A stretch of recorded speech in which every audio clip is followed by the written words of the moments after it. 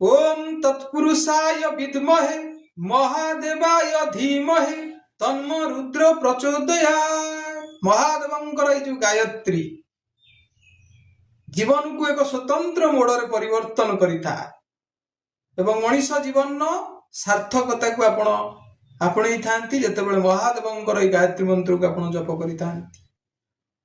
सब समस्यार गोटे समाधान गायत्री मंत्र, से पुणी देवंक देव महादेवंकर। तेणु आपण माने ये महादेवंकर जो गायत्री मंत्र को आपण जीवन में निश्चित सामिल करिवे एवं मु भी आपण मानकु रिक्वेस्ट करिवे योग एवं प्राणायाम को आपण जीवन में सामिल करंतु। महादेवंकर ये जो गायत्री मंत्र बहुत पावरफुल एवं बहुत शक्तिशाली।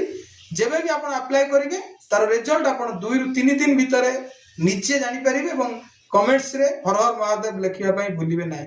जय शिव शंकर।